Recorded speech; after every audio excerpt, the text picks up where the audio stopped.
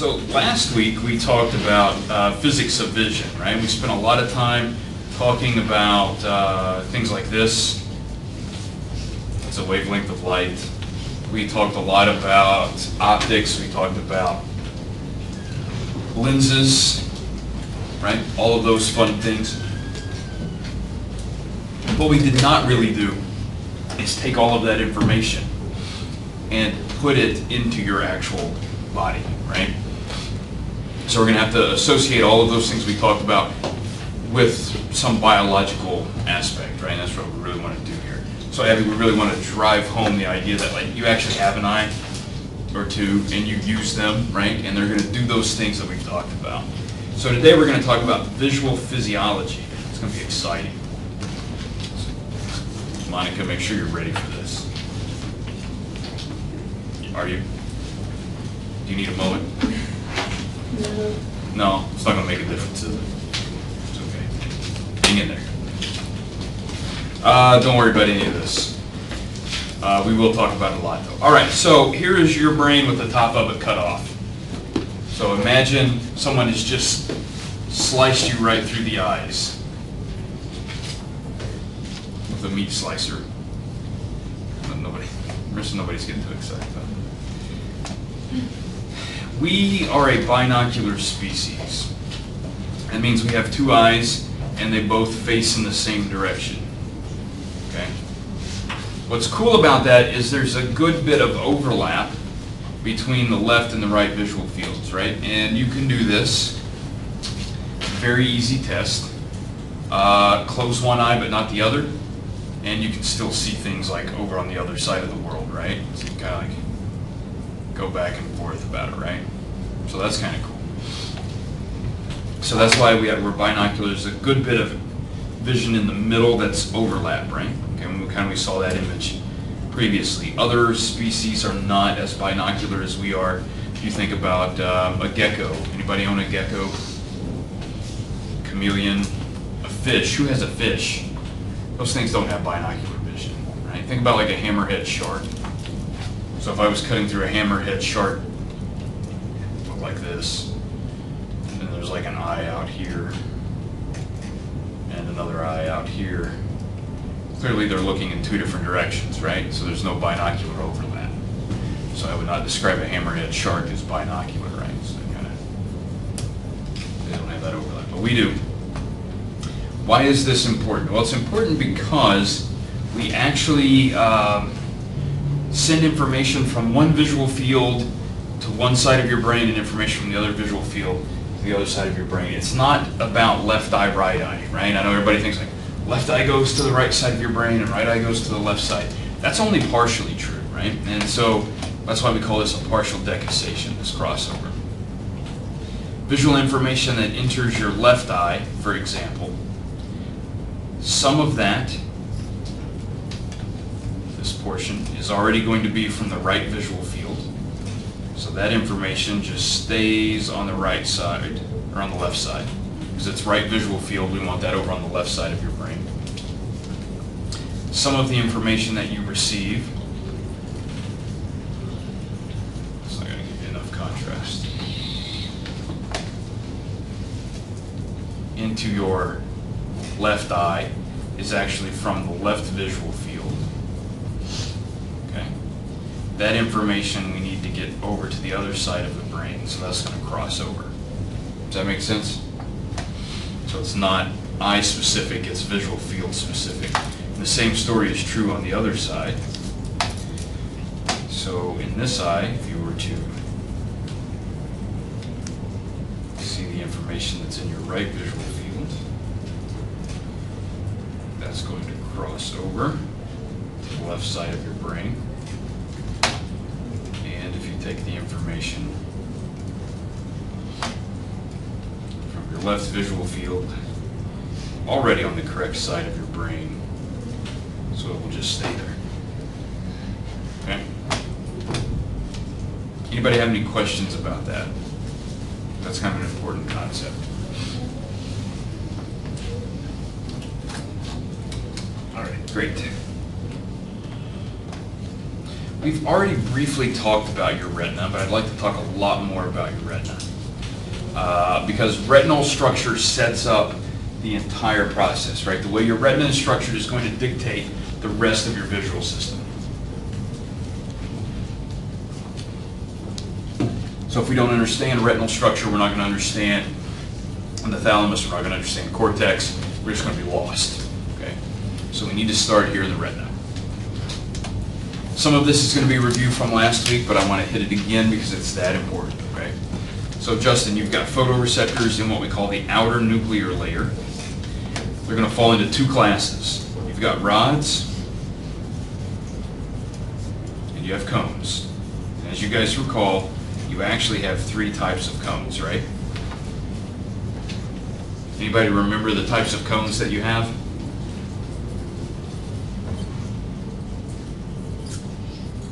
No one? I would suggest you know that. It's going to be important. You have short, medium, and long wavelength sensitive cones, right? I was hoping one of you would say red, blue, and green or something like that, and then I could yell at you. But instead I was just disappointed because you didn't know the answer. I wasn't angry, just disappointed. It happens occasionally.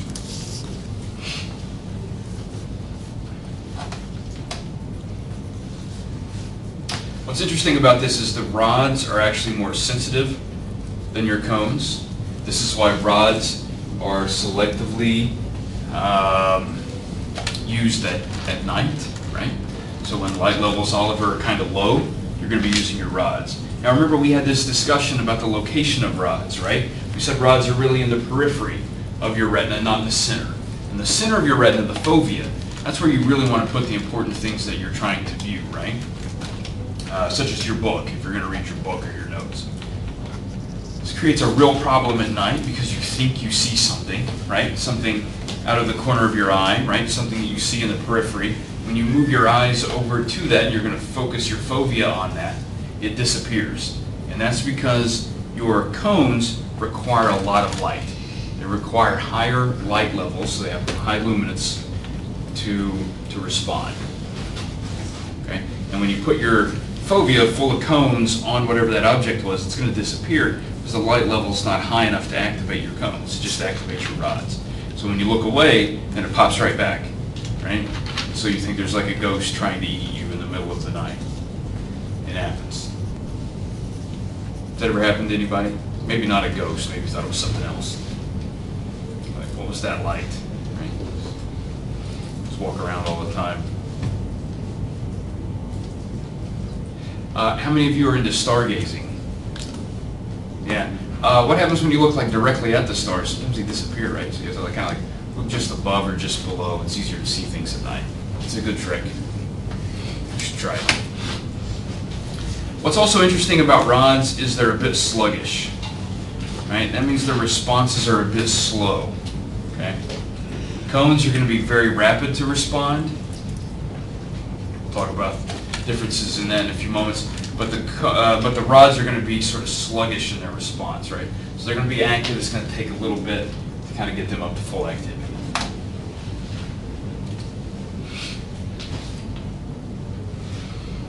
Right, here are your rods and your cones. Notice how that sort of looks like a rod. And there's your cone, and that's sort of cone shaped, right? If you were to draw that again, it would look something like this. Sort of put an ice cream scoop there upside down if you want.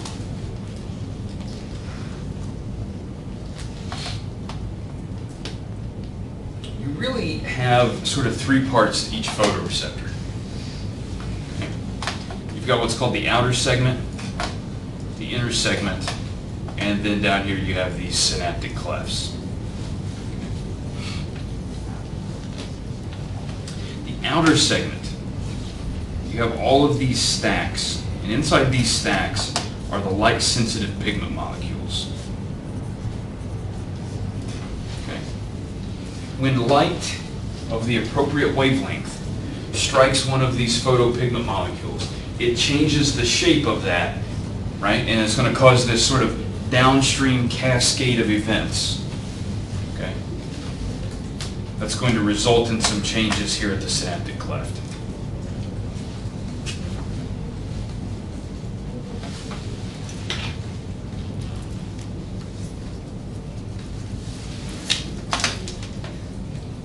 There are different photopigments. I'm not expecting you to know that right now, but there are different photopigments in rods and in cones, and there are different photopigments in your different classes of cones.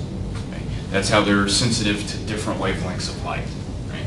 If they all had the same photopigment, then only one frequency of light would be able to activate your photoreceptors, right? Okay? But by having different photosensitive or light-sensitive pigment molecules, different wavelengths of light can activate and change the shape of those molecules in your different cones and also in your rods. All right, the inner segment of your cell, this kind of has your basic cellular parts, nothing to worry about. Down here, your synaptic clefts. This is where we're going to be releasing or not releasing neurotransmitter. Okay? So we're going to be contacting that next layer of cells. We'll talk about those here in just a moment.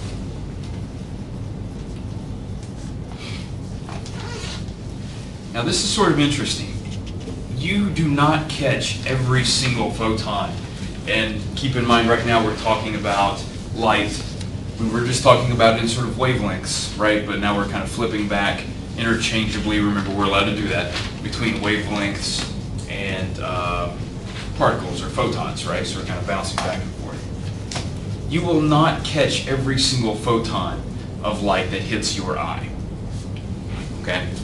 It's just not going to happen. But there is some probability that this will happen.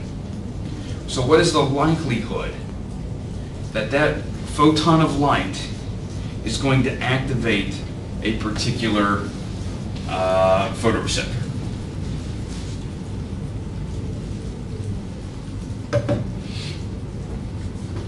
The first thing that affects that probability is direction. A photon that travels through the center of the lens is more likely to be absorbed. Okay? That's going to come in at a perpendicular angle to the photoreceptor, right? So if you go back and we take a look at this cone or this rod, it doesn't really matter which one. If the photon is coming in at this angle, straight ahead.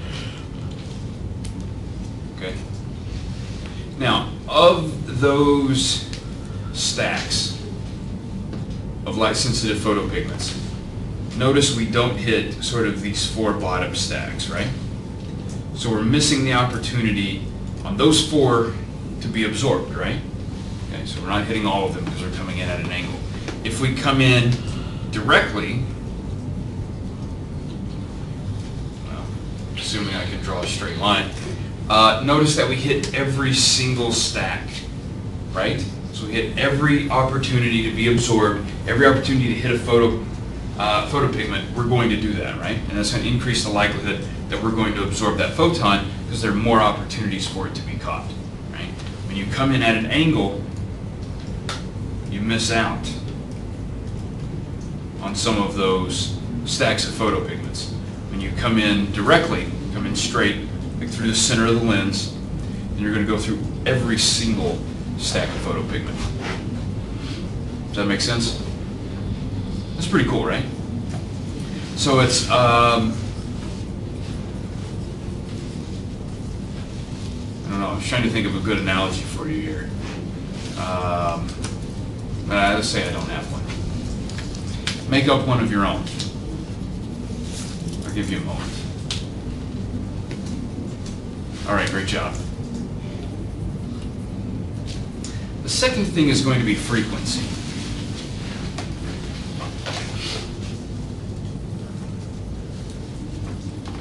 If the frequency of that photon is near the peak of a receptor's spectral sensitivity, we'll talk about what that means in a moment, so don't get freaked out.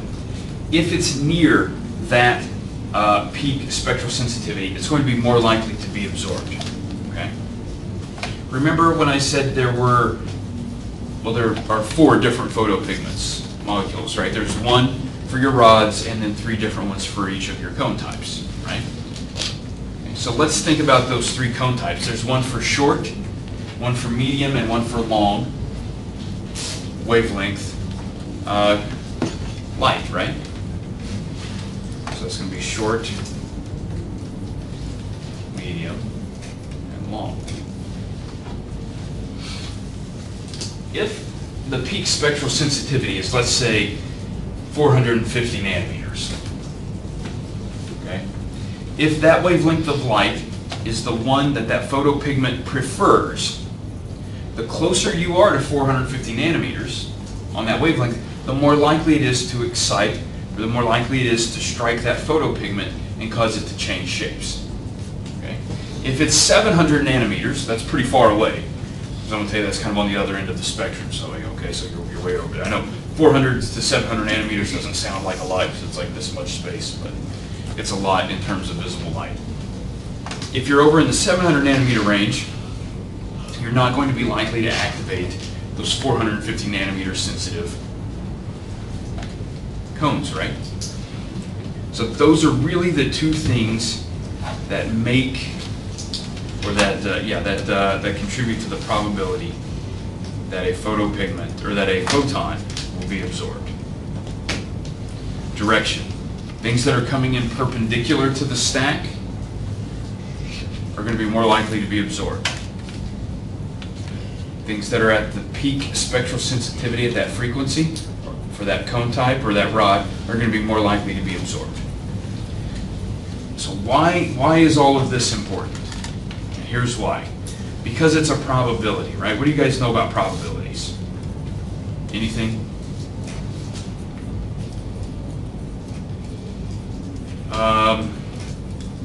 What's a good probability? How many of you are into sports? Anybody follow sports lately? Yeah, okay, Oliver, what's your favorite sport? Basketball. Basketball. All right, so let's think about probability in terms of, I don't have a pen. Why do I not have a nice marker? I was going to draw you a great picture. So, what is the probability that LeBron James is going to pick anything amazing, right? So the probability that LeBron James is going to be the high scorer in his next game is pretty high, right? That's pretty likely. What, Oliver, is the probability that you are going to be the high scorer in the next Cleveland Cavaliers game? It's not that high, right? But it can still happen, okay? It's possible. Who else plays on the Cavaliers? Who else are you? I don't know, are you a Cavaliers fan? Kevin Love. Kevin Love. Okay, so Kevin Love, he's actually got a pretty good probability of maybe being a high scorer, right? So that's pretty good. Who else is on the Cavs these days? Just traded half the team. Smith? I know they just traded half the team, right? So I don't know who's on the team. J.R. Smith. What's the likelihood J.R. Smith compared to LeBron James is going to be the high scorer? If I said, Oliver, you are going to have to pick the high scorer in tonight's Cleveland Cavaliers game, who are you? Are you going to tell me J.R. Smith? No, you're going to probably tell me LeBron James, right? A week ago, you might have accidentally told me Kyrie Irving. That's not going to happen. So you're going to tell me LeBron James, but it could be J.R. Smith. LeBron James may not score as many points, right? So it is possible that something else could happen, but the probability is not very high, right? That's the story here, okay? It is possible that a photon coming in at a bad angle gets absorbed. That's a possibility. It is possible that a photon at the wrong wavelength gets absorbed by the wrong cone or rod, right? Those things they do happen, right?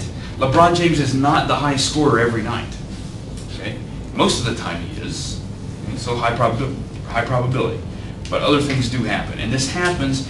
Now, in basketball it's important because, like contract negotiations and things, right? If the probability that you're the high scorer is really high, then you can demand high contracts values, right? If it's lower, then you just kind of take what you get. And then that's the way things go. For vision, this is important. Because once a photon has been absorbed, we have no way of distinguishing its frequency. Okay? Once that photon has been absorbed by a cone, for example, if it's absorbed by a medium wavelength cone, even if it actually had a short wavelength, guess what? We're going to perceive that as a medium wavelength because that's the cone that was activated. Now, it's not likely that that's going to happen. The probability is not as high, but it does happen sometimes, right? And this can contribute to what we call noise, and it can contribute to error, right? Because this system is not perfect. So let's imagine at the short wavelength you perceive things as blue, and at the medium you perceive them as green. Let's imagine a blue photon, right? A short wavelength photon hits one of those medium wavelength sensitive cones that will tell you you've seen something green. So that blue photon, you actually just thought it was green. Now, if it's one singular photon, that's probably not going to make a big difference, right? Because you have, let's say, a lot of photons hitting your retina at any given moment, right? So you're probably going to average that out, but it can happen, okay? So that's what we want to think about. It's not, once the photon's been absorbed, it doesn't matter what the frequency was. We perceive that as whatever cone type was activated, okay? It's called univariance.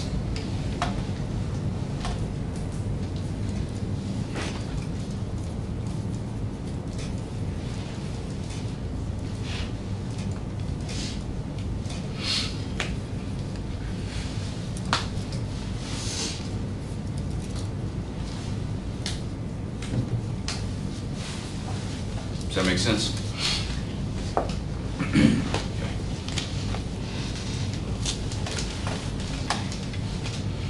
I think, Oliver, a great example of this is like the last Super Bowl, right? I think most people going into that game would have said Patriots, that's your safe bet, right? Everybody anticipated. Trying to think of the most derisive way I can say Tom Brady. I'm not a huge fan of Tom Brady. I think he's a cheating idiot, but that's a whole separate set of stories where him and his doctor, please air quotes here, who does not have a medical license, tried to sell people concussion juice. So this juice you could drink that would prevent you from getting a concussion. True story. True story. I'm going to tell you folks that doesn't work, just as a heads up. Then the next thing they tried to do was hire that doctor as a team trainer, but Tom Brady owns stock, like he owns the like partnership that they have. So whenever the Patriots were using that doctor, they were really paying Tom Brady extra money, and they were bypassing league salary cap rules. It's also not cool, right? So there you go. That's my Tom Brady story for the day. Doesn't matter that everybody thought the Patriots were the better team going in. It's the Eagles that won the Super Bowl, so they're the Super Bowl champ. Doesn't matter what the frequency or the angle of that photon is. If it hits a long wavelength sensitive cone, you're going to perceive that as red. Does that work? Anybody a Tom Brady fan? Nobody's going to admit to it now. It's like, no, everybody, you're going to come in with like jerseys with like a 12 and a big red mark through them next week. Save those for the exam.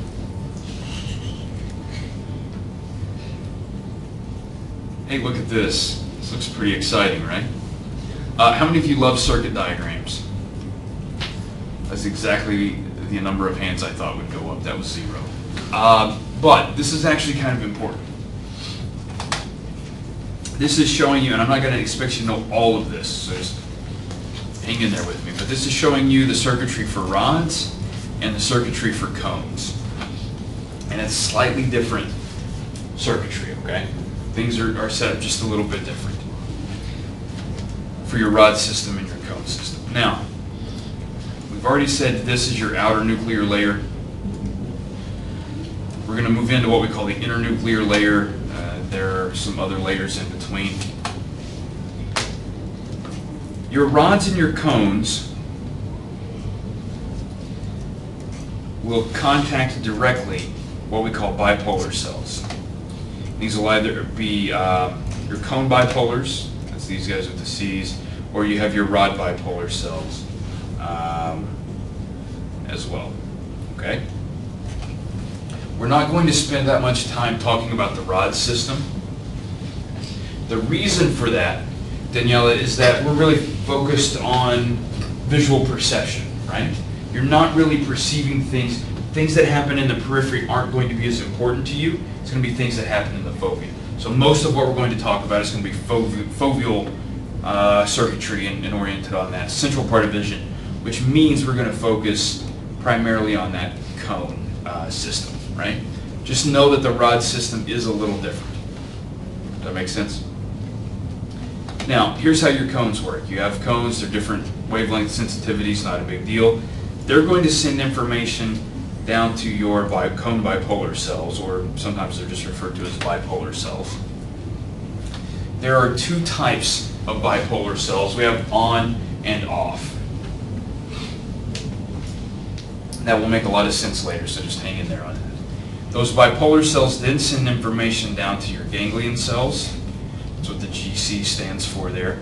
We also have on and off ganglion cells. Okay? Does that work for everybody? Once the information gets to the ganglion cell fires an action potential, and it sends that information to your optic nerve and then onto your brain. Okay? In between these layers, we have other cells who are doing some really interesting things. In particular, we have the horizontal cells. Those are in between the photoreceptors and the bipolars. And then we have the amacrine cells, which are going to be between the bipolar cells and the ganglion cells. Amacrine cells and horizontal cells do probably similar things. We don't know as much about the amacrine cell system. We know a fair bit about the horizontal cell system. Okay?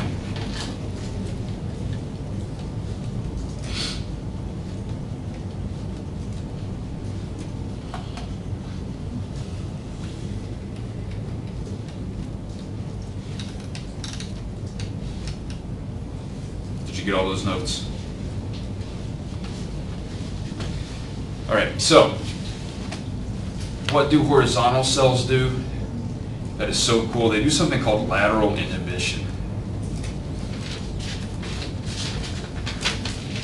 This is actually kind of cool.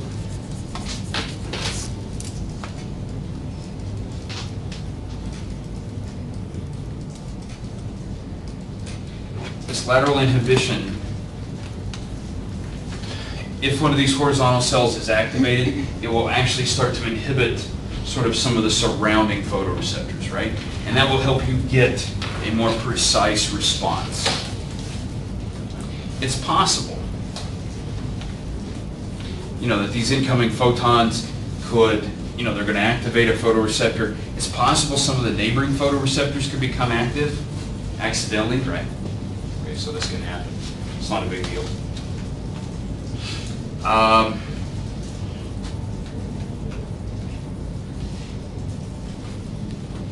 So imagine a situation where you can imagine all of you as photoreceptors kind of packed in here, right? In some sort of array. And one of you is going to have a question. Let's imagine that person is Imani. Imani, you have a question. How would you indicate to me that you have a question? Just raise your hand or say, hey, I have a question, right? Okay. And so you have a question, you're going to indicate that, I'm going to go, that's great. Now, what if simultaneously when you said, I have a question, everyone sitting around you also raised their hands? So they think, well, if Imani's got a question, I want, everybody over here, right? And I see 5 people raise their hand. How am I going to know which one of you really had a question? I'm not, right? Because it's going to be confusing. But if you have a question, and you raise your hand, and then simultaneously you tell everybody else, don't raise your hand, then that's going to definitely tell me who has the question, right? So you're going to kind of laterally inhibit your neighbors from asking a question. It helps sharpen and tune things. We'll talk about what those words mean in a few moments, so hang in there. Taylor, this is going to be an important concept. We're going to talk about Gaussians and dogs and sombrero hats. So hang in there. That sounds really exciting, doesn't it?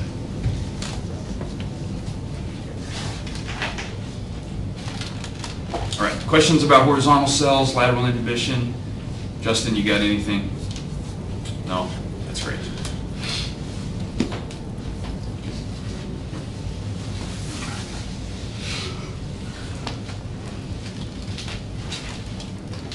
Macy, this is a little confusing. So I'm going to do my best to go through it in a way that's not confusing. It's going to be something new I'm trying just today. So don't expect this again. How many of you remember we talked about photoreceptors?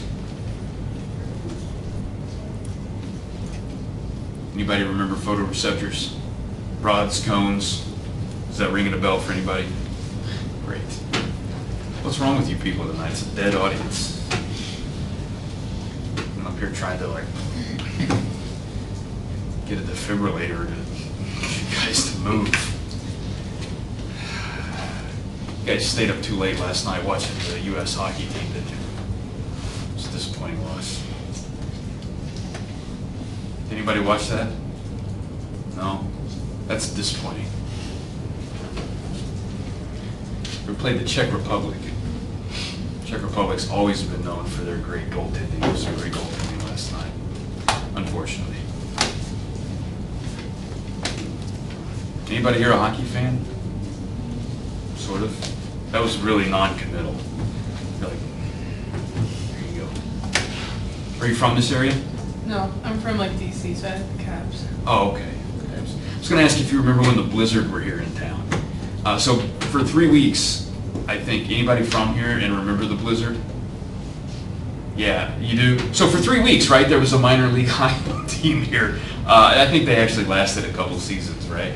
And then they moved on to Texas, I think, then like 2 or 3 other places. So they used to play at the Big Sandy Superstore Arena.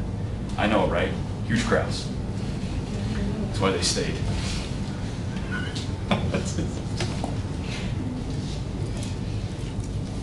Taylor, I assume you never went to a Blizzard game. I also tried once to get a Blizzard sweatshirt so that, you guys know this place called Brand Yourself? I'm still mad about this. Yeah, I hope you don't work there. Because when we first moved here, because I'm sort of from this area originally, and I unintentionally moved back. There was a job, and I applied for it, and they hired me, and I accidentally signed the wrong line. So then I was committed to work here. So I got excited, though, because there was this place that made Huntington Blizzard shirts, sweatshirts, right? And it's like, boy, I want nothing more than this, like, giant purple sweatshirt with the Huntington Blizzard. Because I actually have a hockey puck from the inaugural game for the Huntington Blizzard. So there you go, right, Abby? So for like the first anniversary when we were here, it wasn't our first anniversary period, it was just when we lived here. My wife went to Brand Yourself and ordered me one of these because they had to like custom make the shirt because they don't just have like them on the shelf, right? And they were supposed to call her back. That was 2 years ago. And I know, right? I'm really frustrated about this. She called back and they were like, no, we have no record of you ever coming in. Thankfully, she didn't pay for it. So she won't let me go in to tell them how upset I am about it. Which I'm still upset about it. So there you go. Anybody work there? Great. I hate offending people while they're in the same room with me. I like to wait until they leave. Okay. I don't remember what the point of that story was, but I was hoping to engage you back in this conversation, and maybe I did that a little bit, Abigail, I don't know. Sort of. You have photoreceptors, rods and cones, okay? Most of the time, and so for those of you who have taken my physio class How many of you have taken my physio class? You're in there now? Who's in there now? I know at least one of you's in there now. That's it. Nobody else wants to admit to that again. I should know this, right? So I see people sometimes, Zoe, out places, and I know that student's in my class, but I don't remember which one. So I'm not going to ask them if they're like ready to come to class tonight, because I don't know if they're actually coming to my class tonight, or if it's like, maybe they were supposed to be in class yesterday, or it's tomorrow. So there you go. That happens. Typically, this is typically when a cell becomes activated, when a cell in your nervous system is activated, okay? When it's activated, it actually does a couple things. One, it's going to go through a process we call depolarization, which means it actually becomes more positive, right? Okay? So because typically your brain cells are at a negative sort of resting state, okay? They're at this negative electrical potential. Just live with this a moment. When they become active, they're going to become more positive, and they will typically release neurotransmitter. That's the standard process. Okay? Except it's not how it works in your visual system. Here at the photoreceptors. Once you get past the ganglion cells, then you're fine. But the photoreceptors are different. Okay? They run on the opposite sort of way. So, when you have more photons, so you're increasing that photon catch, the photoreceptors actually become more negative. That's the opposite, Marissa, right? Of how an action potential normally works. Okay? When they become more negative, they decrease neurotransmitter release. They stop releasing neurotransmitter. Okay? Now, that's fine, because the bipolar cells know this. Okay? And so the bipolar cells will also have an opposite response, right? So when that photoreceptor stops releasing neurotransmitter, okay, the bipolar cell, if it's an on-bipolar cell, and that's going to be a cell that gets excited when light is on, then it will, again, depolarize or become more positive and increase neurotransmitter release. That's what you would expect, right? If something is becoming excited or activated, it's going to increase neurotransmitter release. Okay, that's at the bipolar cell level, we're okay. Photoreceptor, we kind of did that backwards. But that's only for the on bipolars. We also have, remember those off bipolar cells? Guess what excites an off bipolar cell? Nothing. And I don't mean like nothing excites it, I mean the absence of light excites that, right? So when the light is off, the off bipolar, hence its name, is going to become excited. And that's going to happen over here on the chart. But when light is actually falling on those off bipolars, it will become more negative and decrease the neurotransmitter release. Does that make sense? The opposite is going to be true in all these cases when there's a decrease in the number of photons hitting your photoreceptors. Okay. In that case, the photoreceptors are going to become more positive and they're going to increase neurotransmitter release. Your on bipolars will become negative, decrease. Your off bipolars, on the other hand, will become positive and decrease, or will increase their neurotransmitter release. This is where the concept and the term dark current comes from.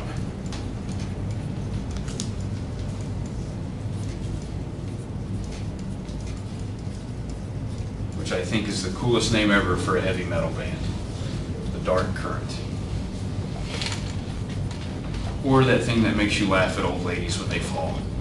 That little evil streak that's inside of you. It's also known as the dark current.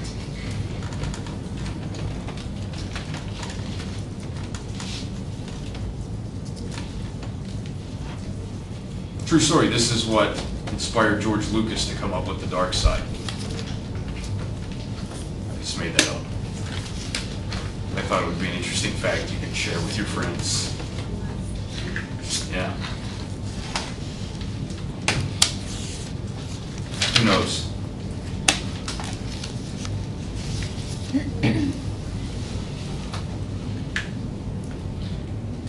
Why is it the dark current? If the lights are off, you're actually going to be releasing neurotransmitter from your photoreceptors, right? Okay. So they're going to be excited. They're going to become more positive. They're going to have a current, right? They're going to have some electrical signal there. Now your bipolar cells are going to be able to interpret that, and you're going to be fine. Does this make sense to everybody? I want to make sure this makes, seriously, I want to make sure this makes sense because this is sort of a building block for where we're going from here, okay? Because very soon we're going to talk about Gaussians and dogs and sombrero hats, okay? And if you don't understand this, none of that's going to make any sense to you. I promise you.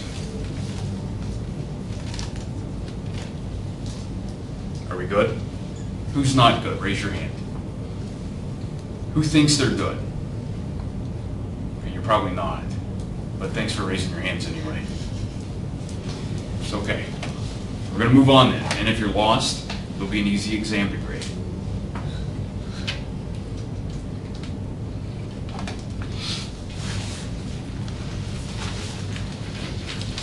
Okay, don't worry too much about this. This is just going to be your cone and rod bipolars. Again, remember I said that's a slightly different setup. We're not going to worry too much about the rod bipolar side.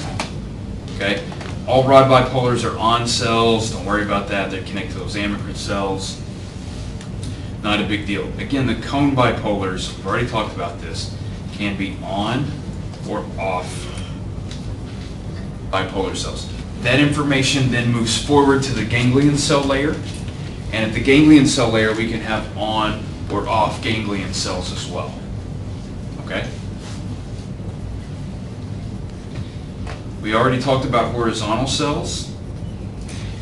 They're called horizontal cells because they spread their dendrites vertically. That doesn't make any sense.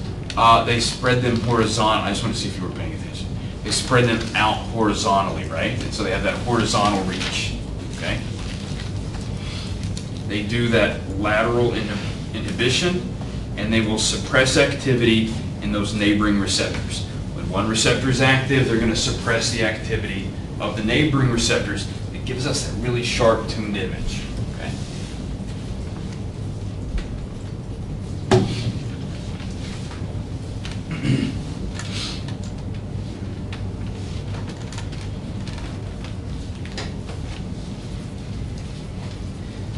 Again, the amacrine cells, they probably do something similar, but we still really don't know. They're still poorly understood.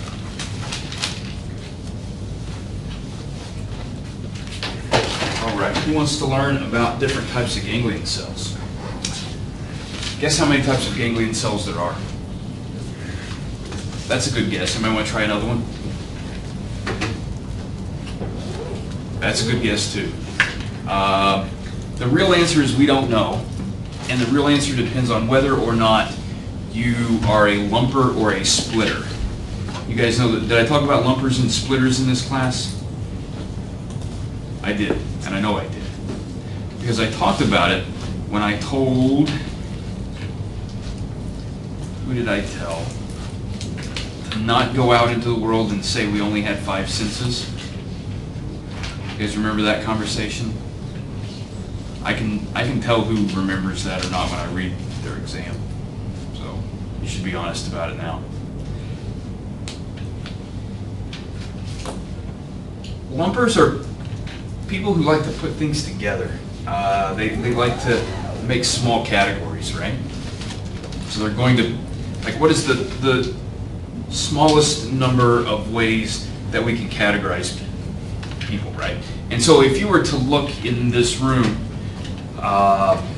if you were a lumper, you would say, well, there's only one kind of person in that room, right? And that person is a person.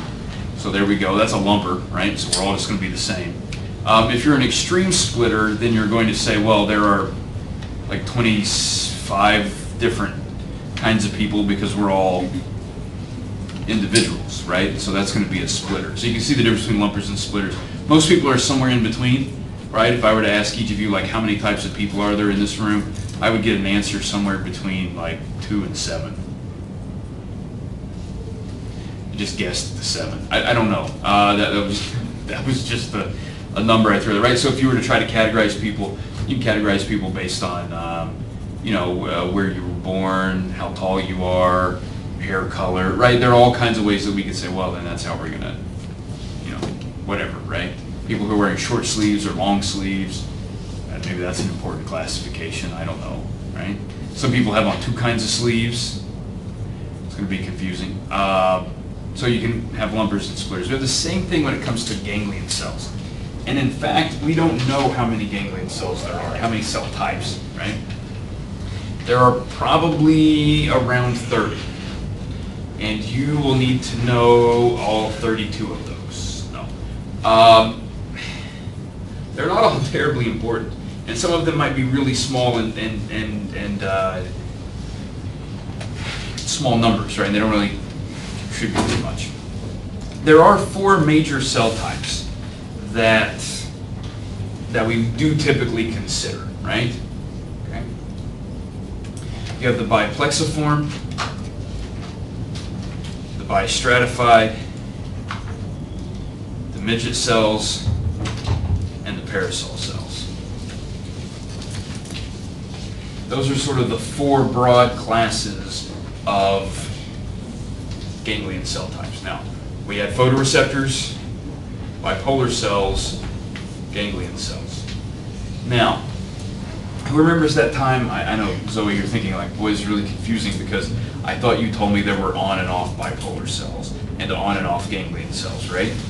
That's on top of this other categorization system. So you have on biplexiform and off biplexiform and on bistratiform, right? You see where we're going with this? You have on and off of each of these. You see why this causes like a brain explosion, right?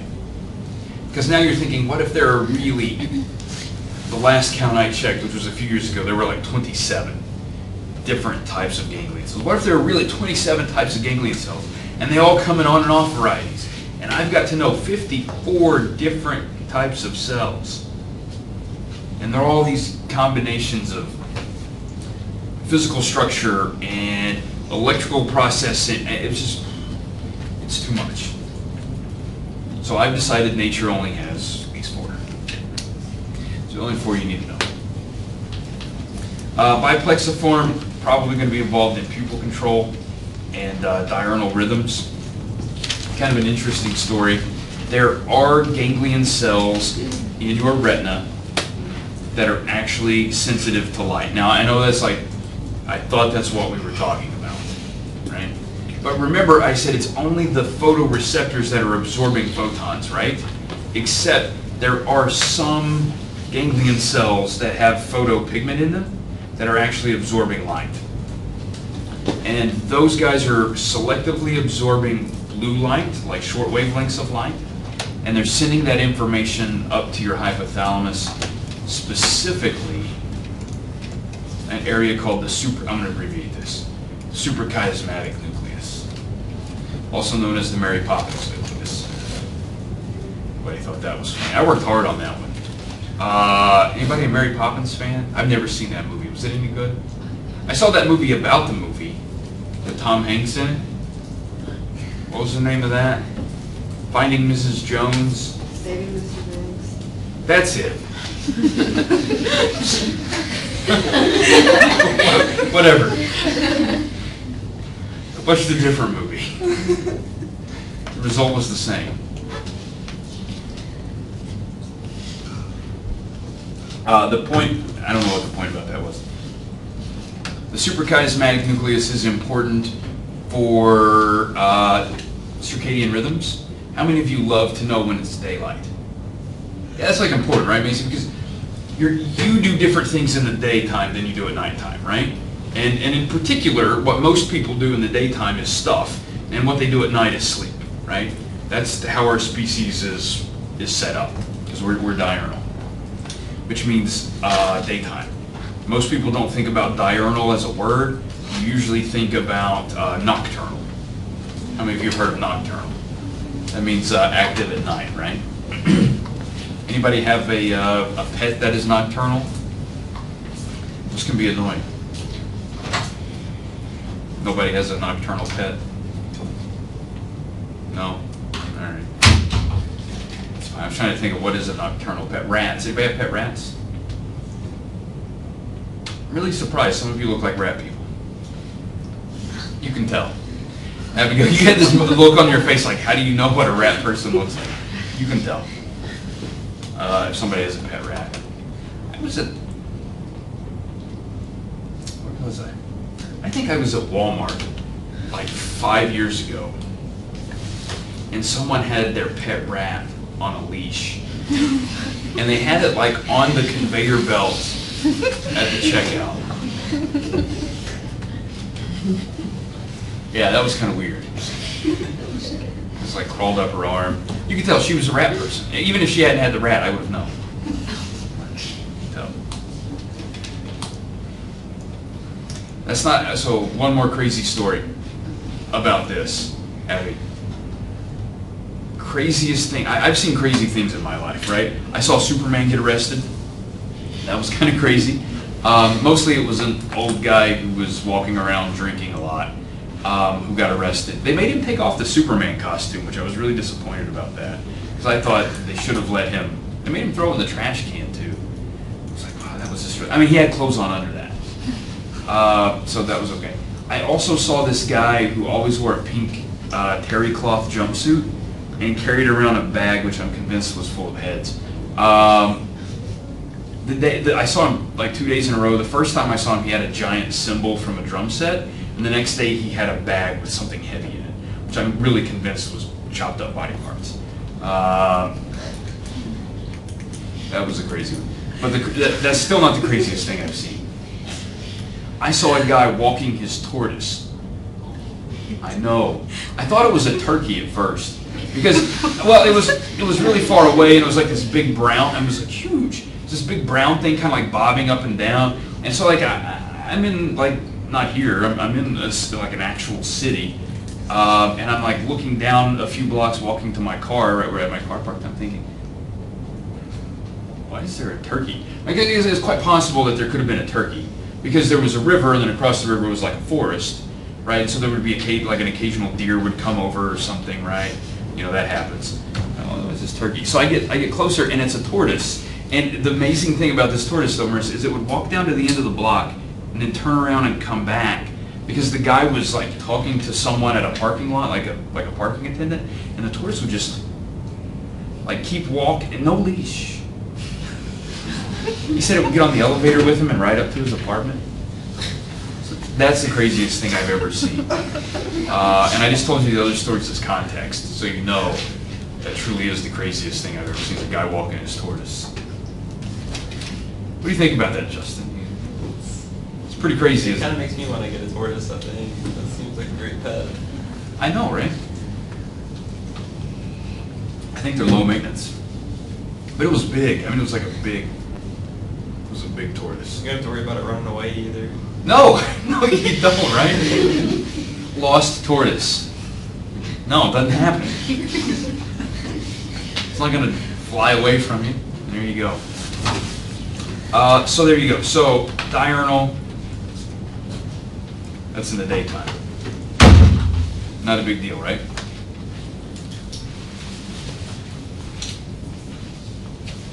The other three ganglion cell types, we should talk about those. Again, we are not forgetting, but we're not really thinking about the fact that these are on and off versions of these categories, right? Does that make sense? So we still have the on and off versions on top of this, okay? Now, you've got the midget ganglion cells, the parasol ganglion cells, and your bistratified. Now we can talk about your bistratified pretty quickly, because they're not going to be as important. Okay? And then we can talk about the other two guys. You have less than 10% of these in your retina, like less than 10% of your ganglion cells are actually going to be bistratified. They're only going to be photopic vision. So what does that mean by photopic vision? That is photo, that means light, so it's going to be light, like in this room, daylight, right, high light levels. Okay? They don't have this opponent processing thing. You don't know what that is yet. We're going to talk about it. There's a little preview. Now we're going to go back. Did you want to see that? There's a little preview. And we're going to go back, okay? You don't know what that is yet. Don't worry about it right at the moment. You're going to have to worry about it in a slide. Okay, and it'll make sense then because I'll explain it. And in terms of the spectral response, again, you don't really know what this opponent response kind of stuff means yet, okay? But we're going to have the short wavelength cones opposing the long plus the medium wavelength cones. Not too big of a deal. They are going to project to the lateral geniculate nucleus. This is part of your thalamus. This is the next step. So after you leave the retina, you go back to the thalamus, and then from thalamus you go to cortex. We talked about this. Remember when we talked about the auditory system, right? We talked about the medial geniculate nucleus, right? And then from there we went up to cortex, okay? So we're going to stop off in the coniocellular layer of the LGN. Not going to be a big deal.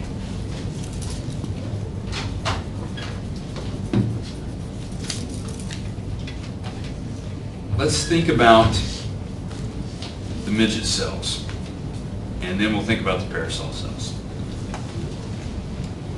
70 to 80% of your ganglion cells are going to fall into this category, okay? Not a big deal. They are going to be photopic only. All right. Now, why are they called midget cells? They're small, and they have small receptive fields. That's what we're thinking about in these cases, right? We're thinking about receptive field size. This is important. Small receptive fields will give you a very detailed image of the world. Large receptive fields will not give you a detailed image of the world, right? We talked about this. Did we talk about video games in this class? Right? Mario Brothers. Did we talk about Mario Brothers in here? Okay. So that's what we're talking about when we talk about something that's really pixelated. That's going to be large pixels or large receptive fields. Things that are very smooth, right? They're going to have small receptive fields. Think about that like small pixels. So the midget cells are going to have small receptive fields. Not a big deal. They do have this opponent processing that we'll talk about in a few moments. It's going to make a lot of sense to you. They have sort of a different spectral response. When we talk about spectral, we're really talking about color vision. Okay, that's what we mean by spectral, because we're thinking about that spectrum, right, of electromagnetic light. So it's going to be L versus M in the fovea. Don't worry too much about the periphery. When it comes to temporal responses, what do we mean by temporal responses, right? A temporal response is going to be whether or not when this cell is active, it's going to stay active the entire time that a stimulus is presented, or if it's only going to become active when the stimulus goes on or off. That's going to be transient, right? So these midget cells are sustained.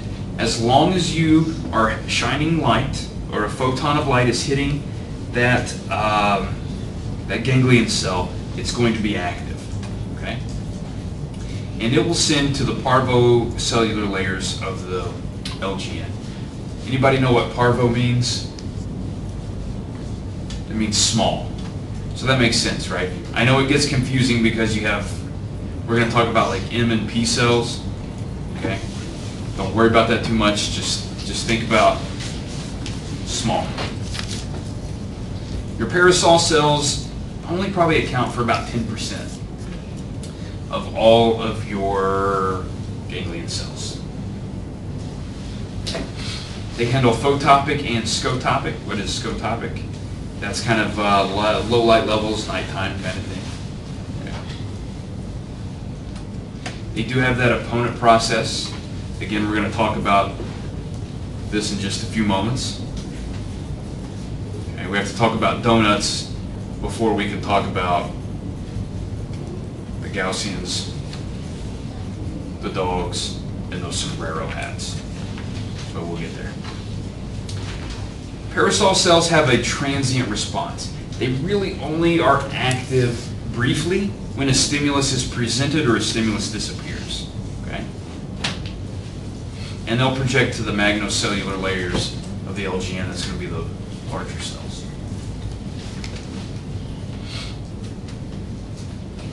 These two systems and understanding sort of the difference between these two systems. Don't worry too much about the bistratified. But understanding the difference between these two systems is important.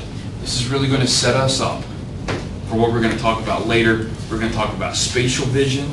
We're going to next week, which is a complicated topic. And if you don't have a handle on this ganglion cell setup, then that spatial vision is going to be really complicated, really difficult for you, right? That's why I want to take the whole lecture today to kind of set you up for this. Okay? Let it have time to soak in.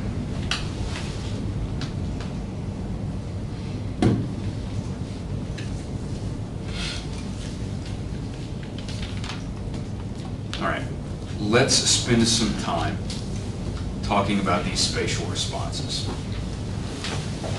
And we're going to compare off-center and on-center ganglion cells.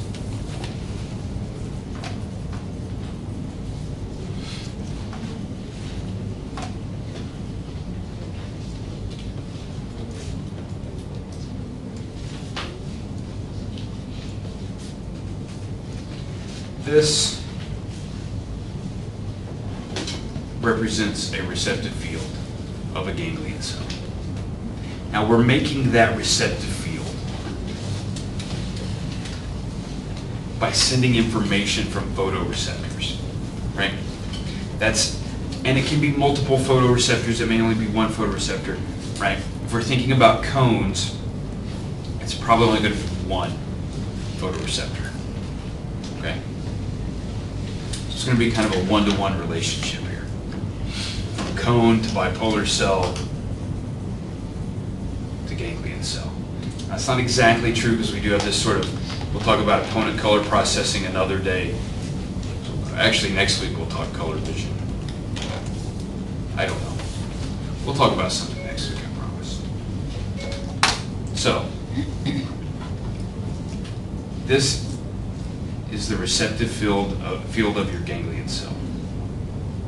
Okay. It's blue, which in this case represents no stimulation. No stimulation in the center of that receptive field, no stimulation in the surround. This concept is important of center and surround.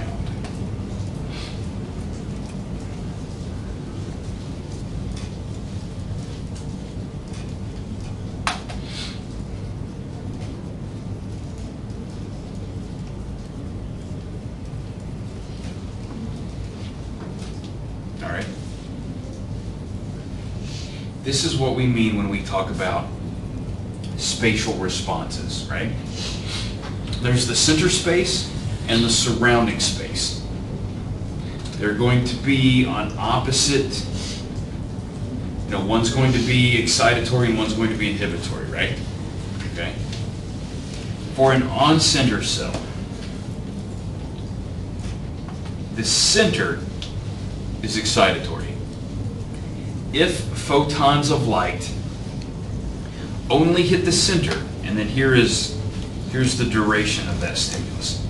Each of these blue marks represents an action potential. Okay. Now, if there's no stimulation, there are a few action potentials. That's random noise. That's accidental action potentials here and there. Nothing to worry about.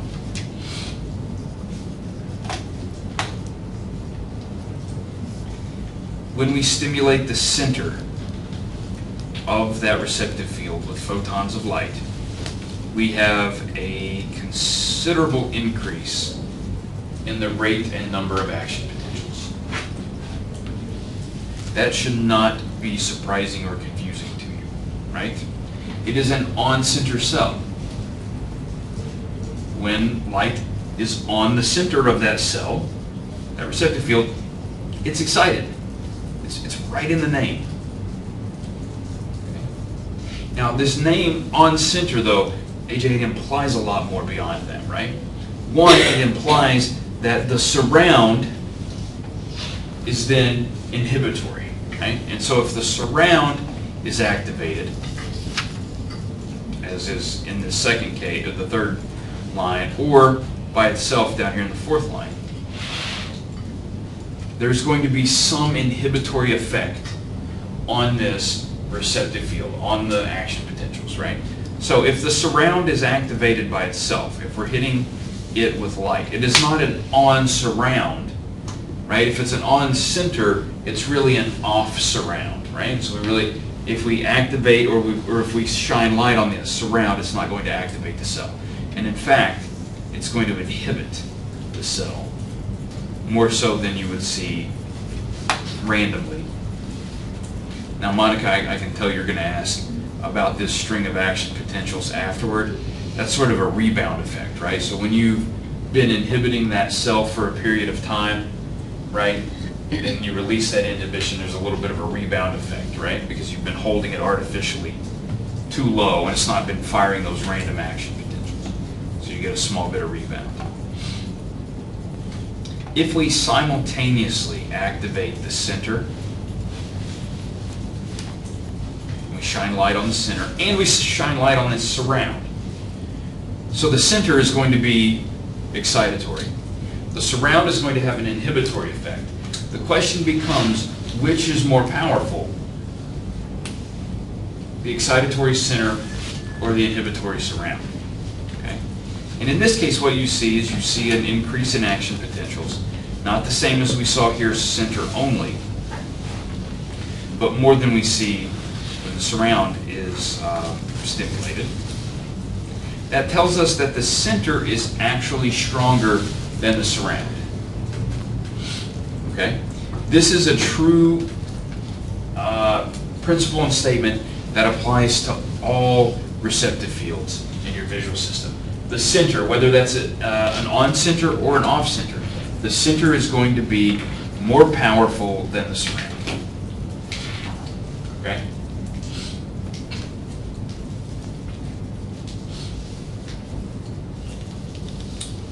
Before we move on to off center, I want to make sure you understand the on center situation. Does anybody have any questions?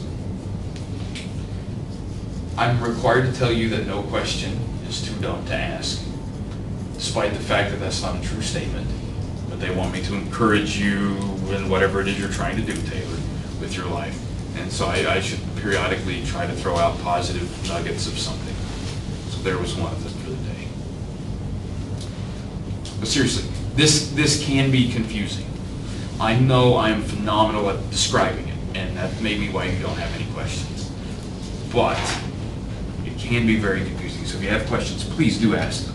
Because probably at least 3 other people in this class have the same question. And they probably don't know how to ask it. But you do. So now the pressure's on you.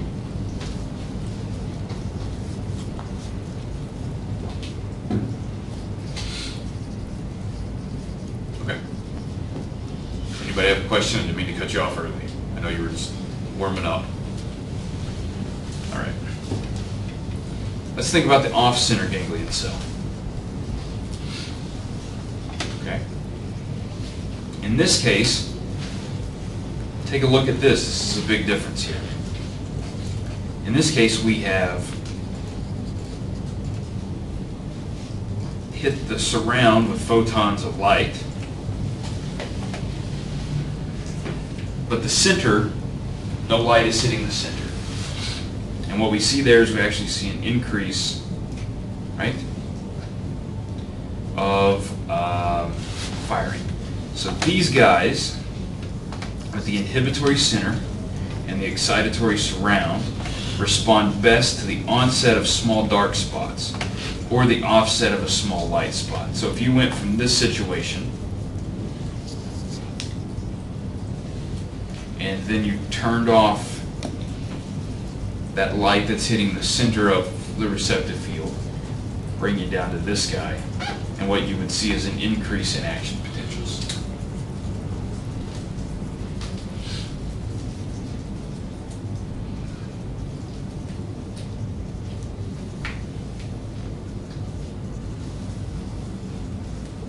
That's it, Justin. Draw an entire box around your whole set of notes. That's going to be helpful. I don't know why you did that. That was weird.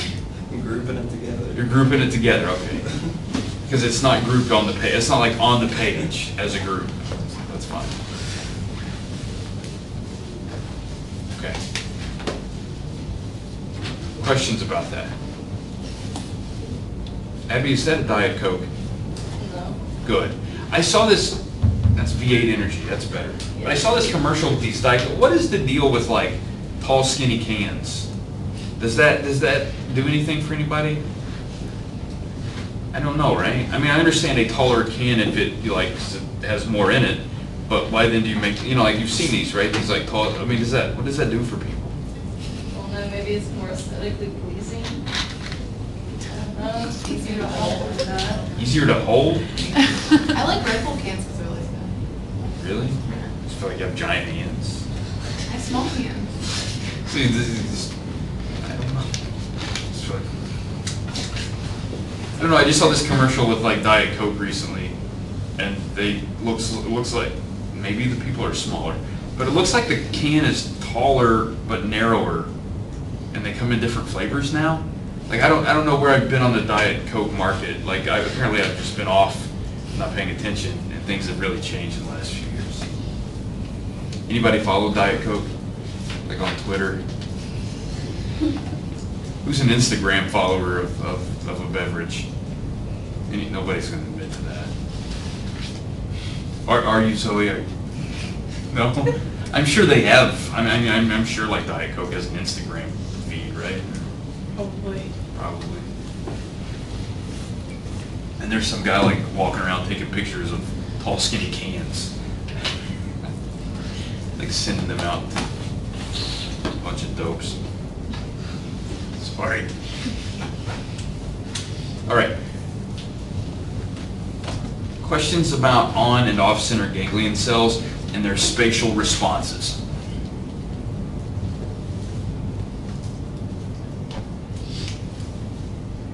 Are you sure? Who wants to ask me how this is different for midget and parasol cells? Nobody? I mean, I won't tell you. I'll ask you about it later, but like on the exam. Do you want to know, Justin? You're curious now, aren't you? It's the same. All you have to do is go back to this chart and realize, hey, it's either a sustained or a transient response. If it's a parasol cell, the receptive field is going to be bigger, right? But it's the same principles. It's the same idea. Still on and off center ganglion cells. That's not so bad, right? You just have to put those other layers of responses on top of it. Or those other characteristics. Does that work for everybody? Who's got questions about that?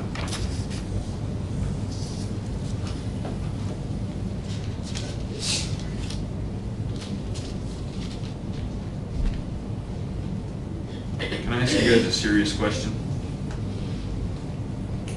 I'd like to ask you who's been to a women's prison, but I think you're not going to answer that. Does any of you know if you can have hardback books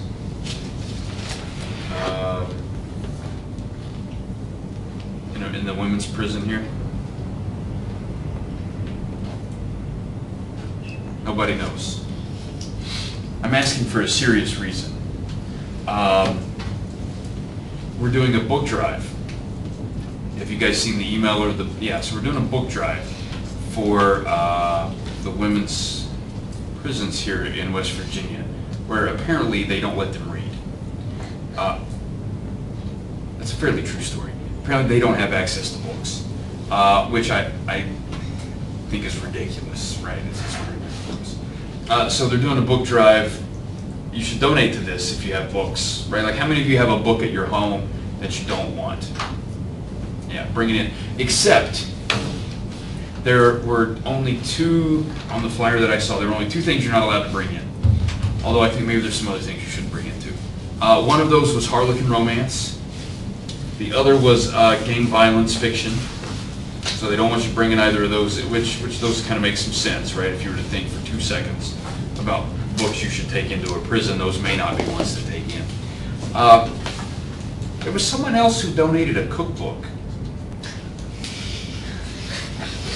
Yeah, that's what I thought. It was like slow cooker recipes. They have to be paperback. They have to be paperback? You're sure? I looked it up Where did you find this? on the internet. Like for West Virginia, they have to be? Just prison book programs for like all prisons.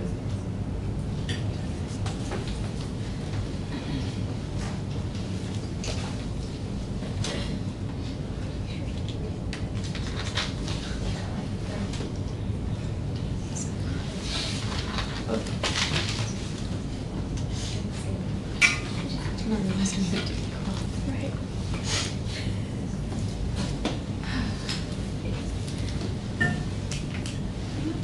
Just start typing like this.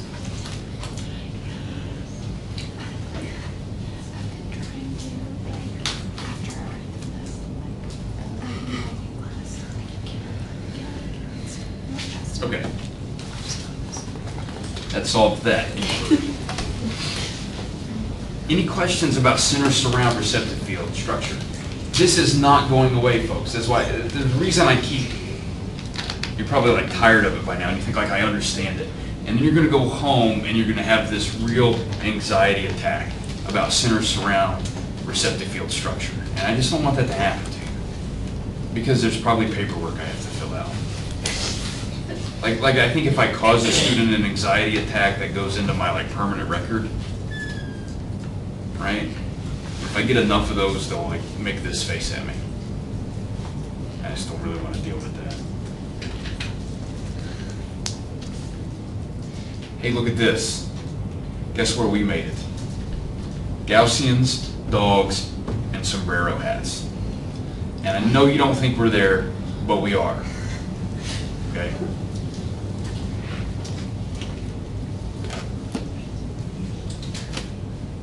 Remember that time I asked you if you had any questions about center surround receptive fields, and you said no you didn't?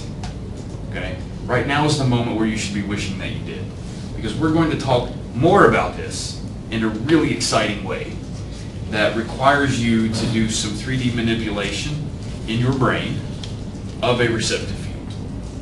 Danielle, are you ready for this? Hang in there. All right. If we take that receptive field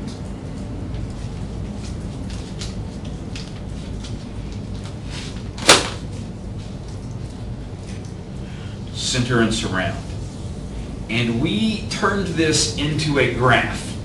Who wants to turn it into a graph? It's going to be fun, Abby, I promise. If anybody ever comes up to you and says, hey, you want to graph receptive fields, always say yes. It's going to be the best time you've had that 10-minute period of your life. Promise. There are two things we can know about this receptive field. One is the diameter. That's pretty obvious, right? Circles have diameters. So how, if we were to measure this from, you know, across, how wide is it? The other thing we can measure is the strength and the direction of the response. Okay? And we can plot these things, I know, right? So just think for a moment, we can plot these things on a graph. If we were only concerned with the surround component of this receptive field, we're not gonna be focused on that center component, on the surround component. We can plot this. And if we start at, here's the position at 0, so this is gonna be the center. And if we move out from the center in either direction, and at each place we go, how negative, because we know this is the inhibitory surround, right? How negative are you? So we find how negative it is, and we plot that. And then we plot how negative it is at all of these other locations. What we will get then is this curve. Plotting the negative inhibitory response of that component of the receptive field. That is a Gaussian. It's a Gaussian function, right? How many of you love math? So about how many hands you almost raised your hand and realized how embarrassing that was. You were like, I'm just gonna rub my face. Yeah, no, that's exactly how that goes. This is a Gaussian function. I'm not gonna expect you to calculate them, I just want you to think about them. Okay. In the center, it is more powerful. It drops off as you go out, right? In this case, it drops off in the opposite, right, because it becomes less negative, right? And it goes toward sort of this zero. Now, that's the surround. If we take the center of this, right, and this center component, and we can plot that diameter, and we start in the middle, and we go, how awesome are you at exciting, right? Creating an excitatory response. And as we move out from the center, it gradually, it actually sharply decreases if you're in the center, okay? And so you end up plotting this Gaussian.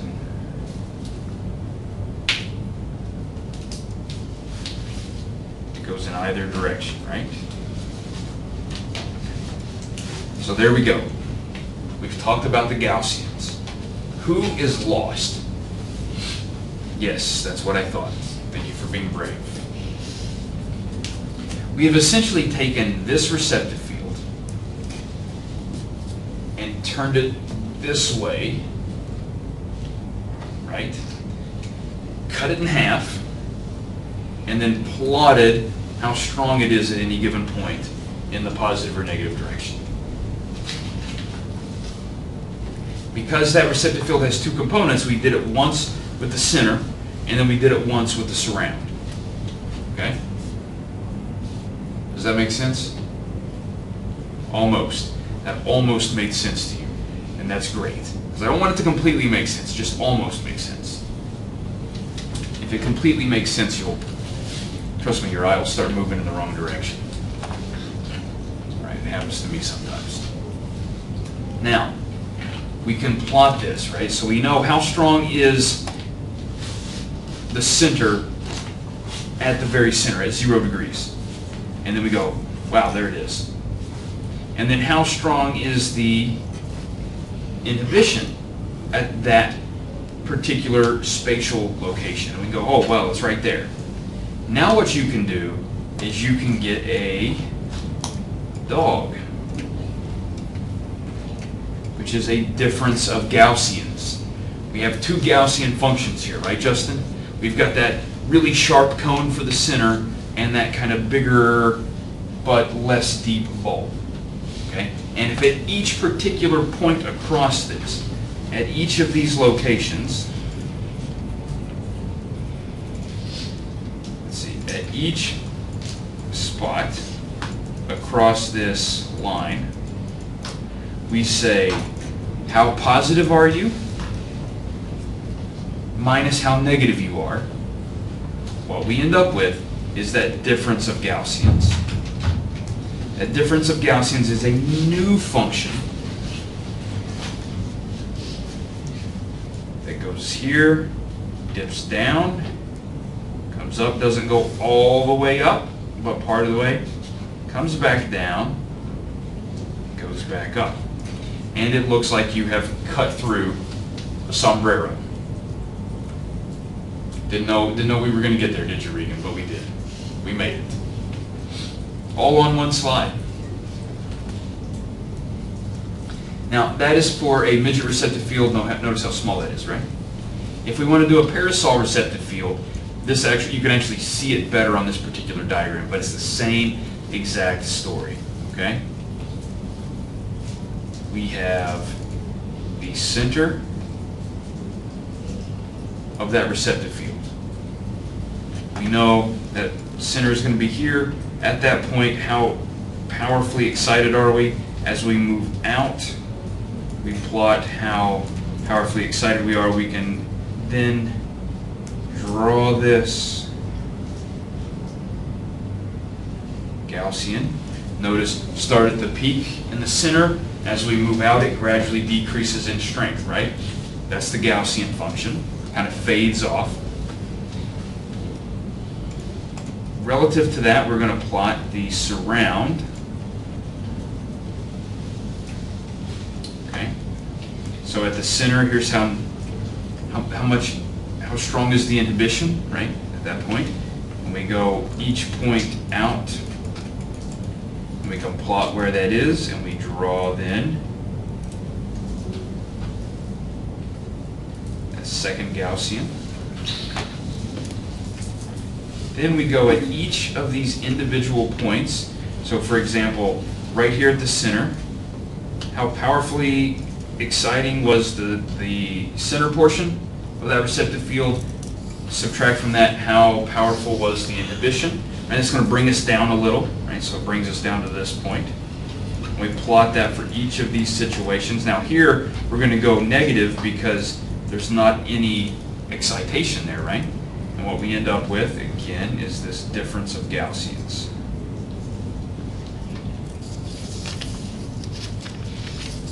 Okay? And that is sort of a three-dimensional representation of that receptive field, including its spatial expanse and whether or not it's excitatory or inhibitory at that location. Anything that falls below this black line is going to be inhibitory. So notice here we have our inhibitory regions, right? And then anything above that black line, which is going to be right here, is going to be excitatory. So there's the excitatory regions. Okay? Questions about that?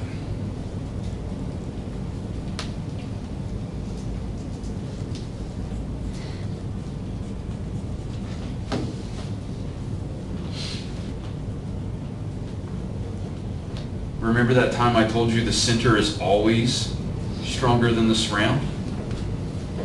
Taylor, what do you see right there? The center is stronger than the surround, right? That's exactly what I told you was going to happen. All right. Now, hang in there. Instead of me drawing this for an off-center, what I'd really like for you all to do is just turn your heads upside down. Because it's really just the reverse, right? So if I were to plot this for an off-center, the center is going to be really negative and really kind of sharp, right? So there, oops, didn't mean to go over there. And then the surround is going to look like that, okay?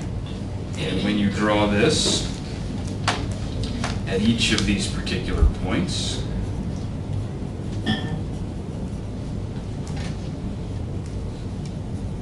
you end up with this. This is going to be the positive region, right? Because it's what falls, in this case, above the line, not what's below it. And here is going to be the negative region, because that's what falls below the line. Still, the center is more powerful, right? It's just inhibitory in this case. So it's an off-center cell. Does that work? It's not so bad, right? Any questions about this?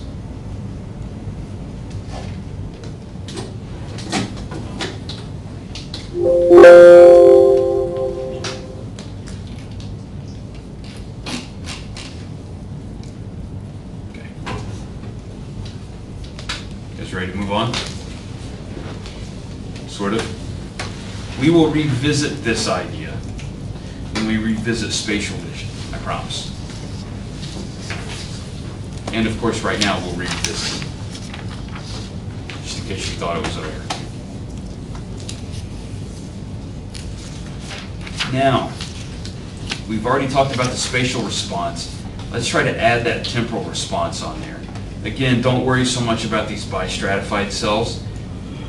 We're going to pull a Justin and just draw a box right here, just so you can focus on those. Okay. Let's think about these parasol cells first. What do we mean by L and M? We're talking about the long and the medium wavelength cones, right? Okay. So we're going to For the center of an on cell, it's going to get excited when those cone types that feed into this receptive field are excited.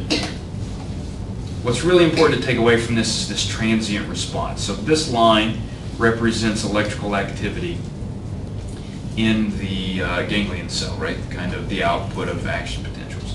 What you see is when the stimulus turns on, you see a brief increase in activity and then back down to normal, okay?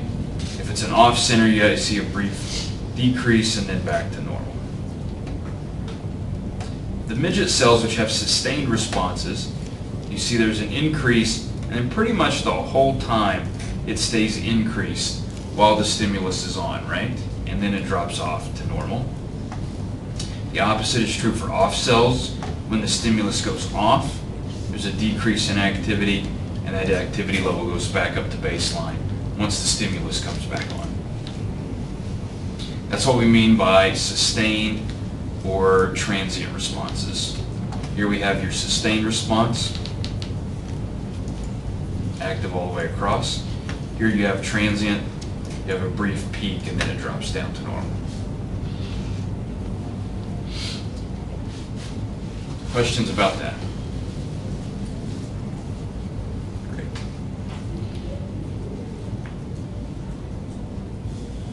All right, let's talk a little more about the retina. We've not done that today, have we? Monica, we've not talked about the retina for the last hour and a half, have we? That's all we've talked about. Okay. So here's the deal. Why would you not just connect your photoreceptors directly to your ganglion cells? Well, you've got about 1 million ganglion cells and optic nerve fibers, right? So that's a good number. But you have over 120 million photoreceptors. What this means is that many photoreceptors must converge, so we're going to talk about this idea of convergence on each ganglion cell. What's interesting about this is you would think if you're going from 120 million to 1 million, that's a 120 to 1 ratio. Seems to me as though you are losing a lot of information there, right? If you're going just 120 to 1. That's a pretty big decrease in information. Now how we get around this is it's not the same, it's not every 120 feeds into 1. Sometimes it's 1 to 1. Sometimes it's more than 120 to 1, right? So we're going to be very selective in what information that we preserve.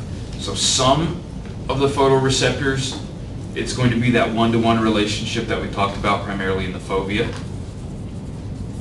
In the periphery, it's going to be greater than 120 to 1, right? So the average across the board is going to be 120 to 1. That's going to be higher in some places and lower in others.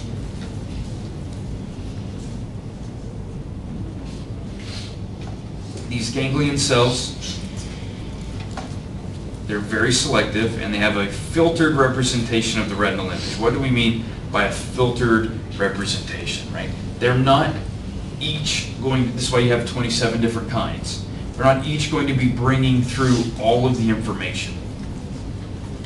Some of them are just going to be carrying chromatic information, right? So we have the red, green, and the blue, yellow.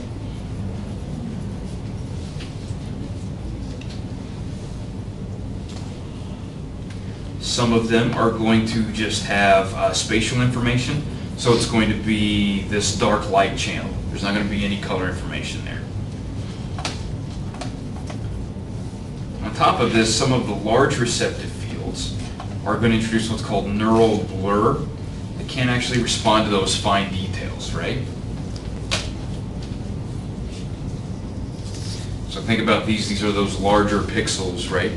In sort of the lower definition video games or streaming things that you might see.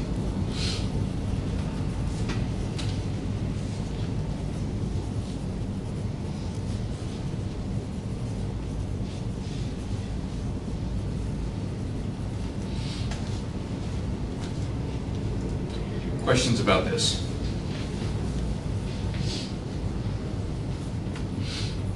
Right.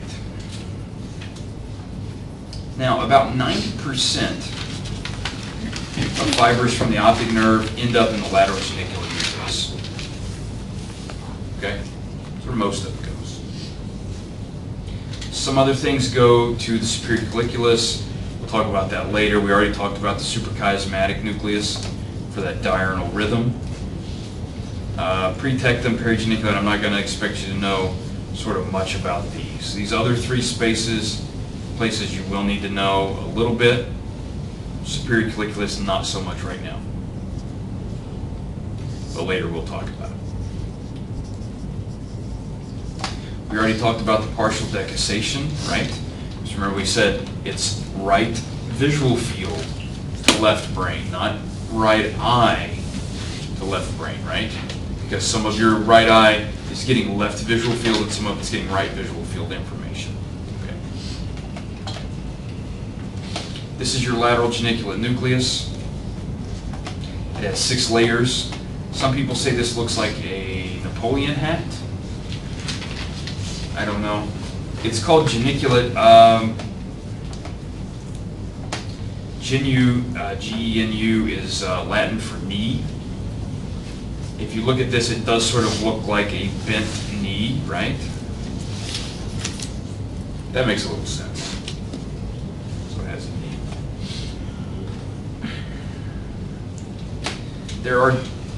There's this sort of confusing pattern of contralateral and ipsilateral eye business that I'm not really going to ask you too much about. What I do want you to know is that there are 4 parvocellular layers, okay? And there are 2 magnocellular layers. Parasol cells send information to magnocellular layers. The midget cells send information to the parvocellular layers. Okay, that's what you need to take away from this. Information in the parasol cells in those magnocellular layers. It's going to be larger receptive fields. Later we're going to talk about motion vision. That kind of information is going to go in there. In the parvocellular layers coming from the midget cells, ganglion cells, they're going to be small, fine details, things you're getting, like you're reading, you know, those smaller bits of the world.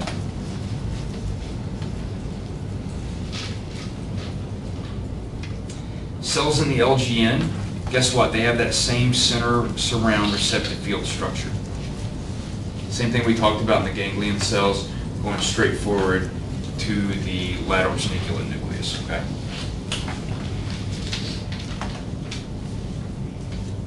The LGN does some information modulating, integrates information across larger retinal areas.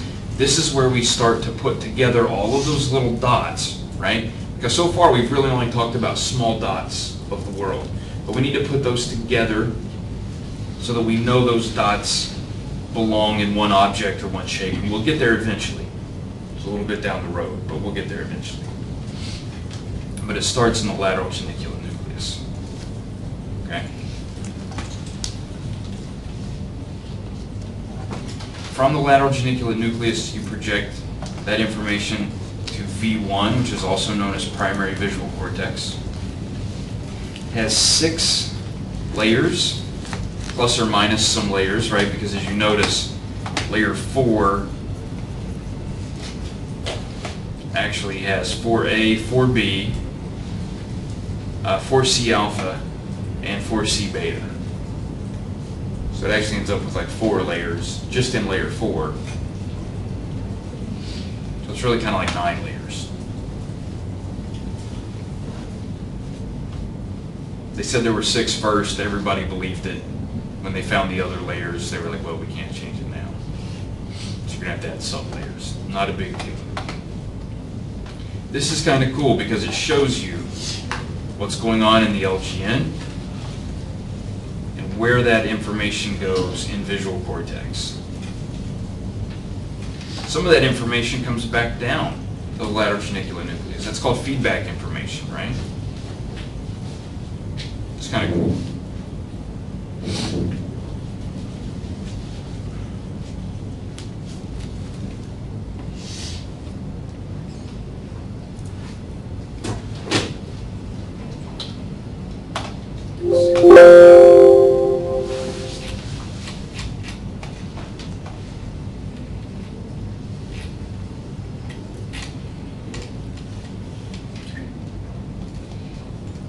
I'm not going to expect you to know a whole lot about this right now. So we're going to spend a lot of time talking about orientation, tuning when we talk about spatial vision, okay? But here's the basic idea. This is in cortex. You have taken those receptive fields that are structured like this, and if you line up a bunch of those together,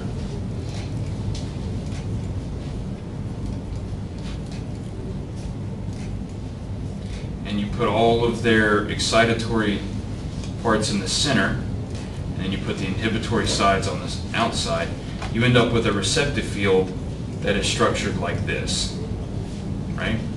So you can draw, these are going to be the lined up excitatory centers of those small receptive fields. And then because you have sort of these larger surrounds, you end up with inhibitory flanks in this particular case for simple cells. So if you have a bar of light oriented, this is again, we're taking all of those dots and putting them together to make a bar, right? And I know you think like, whoa, whoop-de-doo, you made a bar. You know what you can do with 4 bars? You can make a door, right? So that's pretty cool. How many of you think it's important to know where doors are located? Nobody. You just randomly run up to the wall and hope there's an opening? I know some of you do that because I've seen it happen. I think that's your strategy to lie. Hey, I think there's an opening. We'll just run through it. No, nobody's going to admit to that. Listen, I would like to say I was... dumb is probably insulting. I was as... what's the word I want to use here, Marissa? I would say dumb. Yeah. So I will. Is that okay? Yes. I would like to say I was as dumb as you once, but that's not going to be true. But some people will get better at me, so hang in there for that. Right? Not those rat people. Not people who have pet rats and they take them to the grocery store. That's bad, isn't it? Like, would you ever take a rat to Walmart? Absolutely not. I didn't think so, right? I mean, there are places you could take a rat, like a rat park. Or Ratapalooza. It's a music festival for rats. They love the stand-up bass, just to let you know. That's the preferred instrument of all rats. I saw 2 rats play basketball once. It was kind of interesting. Not a lot of ball handling. Nobody was really good at dribbling.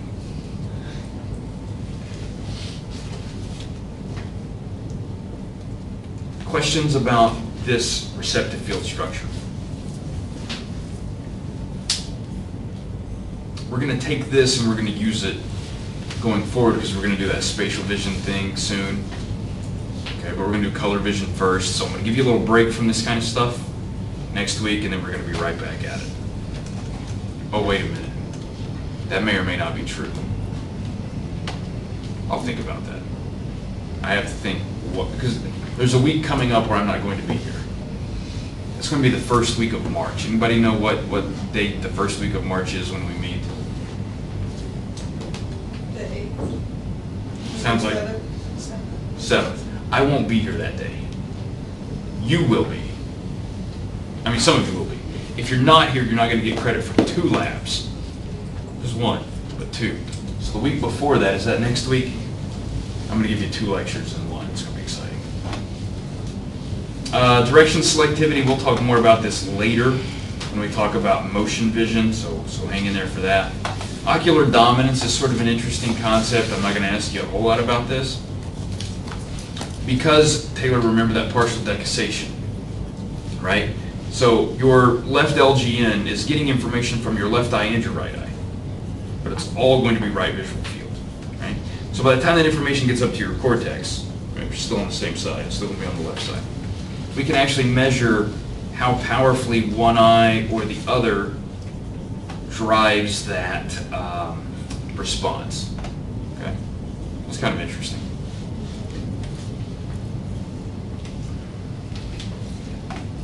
Who remembers cortical magnification? Remember that time I said hands are more important than shoulders? Okay. The center part of your vision, the fovea, is going to be more important than the rest. Okay. So what is really small, so if you look at this is from 0 to 2.5 degrees. Look about how much space that takes up in your cortex. That's a lot, right? But if you go from 20 to 40 degrees, that's like 20 degrees. It takes up about the same amount of space. And that's 20 to 40 degrees out from the center of your eye, right? That part of the world's not that important. That's going to be out there in the periphery. We'll move our fovea there if we need to. Okay. Do you know how you move your fovea to something? You can do it this way. Or you can do it this way. You move your head or you move your eye. You can move both at the same time, too. That will just make you dizzy. You can try it. Hypercolumns. Am I going to ask you about hypercolumns? No. They're super exciting, though. I'm not going to ask you about it. Hey, here's a really complicated diagram. Basically, here's what you've got. This is your thalamus, your LGN, sends information to primary visual cortex. From primary visual cortex, that information goes a lot of other places. There's the secondary visual area. There's V3, V4, MT. We'll talk about these areas as we need to, but it's a hierarchical process, okay? So information moves up to higher areas, it will come back down and you'll do things with that information later, okay? Nothing to worry about. What is kind of cool about those regions is, yes, they all process different parts, like they'll all process sort of all of vision, but some of them process things more importantly than others. So, for example, area MT, look at that big chunk of space that processes direction. That's pretty cool. But area V4 doesn't process much direction information at all, so it's not going to process visual motion. Instead, it's going to process color. Look at the big chunk of cells that are responsive to color. So there are different parts of your cortex that are devoted to different sort of data streams within the visual system, okay? Does that make sense? And we're going to integrate all of that information later. We'll talk about that when we need to. There are two processing streams typically. We'll talk about that dorsal and ventral stream. Remember, the dorsal stream is going to be where? Ventral stream is going to be what? Okay. There are some other pathways. We're not going to really talk about those as much. Typically, this what and where path are the ones that we'll think about the most in this class. Questions?